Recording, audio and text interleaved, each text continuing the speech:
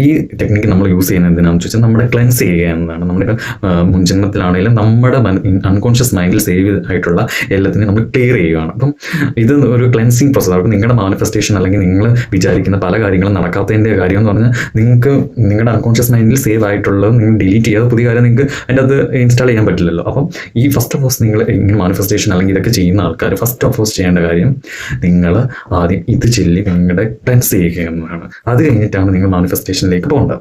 അപ്പം ഈ ടെക്നിക്ക് വളരെ പവർഫുൾ ആയിട്ടുള്ള ടെക്നിക്കാണ്. പിന്നെ ഇത് നമ്മൾ ചെയ്യേണ്ട രീതി എങ്ങനെയാണ്? ഐ ആം സോറി, ഞാൻ മാപ്പ് ചോദിക്കുന്നു.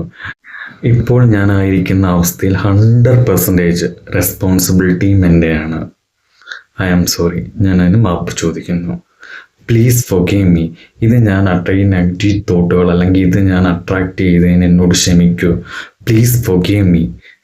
Thank you. എനിക്കിപ്പോൾ ഉള്ള എല്ലാ അനുഗ്രഹങ്ങൾക്കും എല്ലാ ഓപ്പർച്യൂണിറ്റിക്കും thank you. I love you. ഞാൻ എന്നെ സ്നേഹിക്കുന്നു. എനിക്ക് ഈ അനുഗ്രഹം തന്ന ദൈവത്തെയും ഞാൻ സ്നേഹിക്കുന്നു. ഇപ്പം നിങ്ങൾക്ക് ഇഷ്ടമുള്ള ദൈവം ആരാണോ, ഇപ്പം ഓരോരുത്തർക്കും ഓരോ ദൈവത്തെ അല്ലെങ്കിൽ ഓരോ ഭക്ഷ്യമാണല്ലോ നമ്മൾ ചെയ്യാറുള്ളത്. അപ്പം നിങ്ങൾക്ക് ഏറ്റവും ഇഷ്ടപ്പെട്ട ആരാണോ ആ ആളുടെ പേര് പറയാം.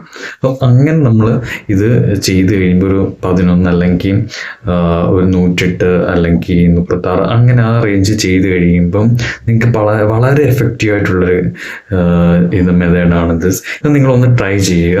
അപ്പം ഇന്നത്തെ ഇത് കഴിഞ്ഞു. കാരണം ഇത് ഭയങ്കര പവർഫുള്ളായിട്ടുള്ളൊരു ടെക്നിക്കാണ്. നിങ്ങളെല്ലാവരും അത് ചാറ്റ് ചെയ്ത് നോക്കുക.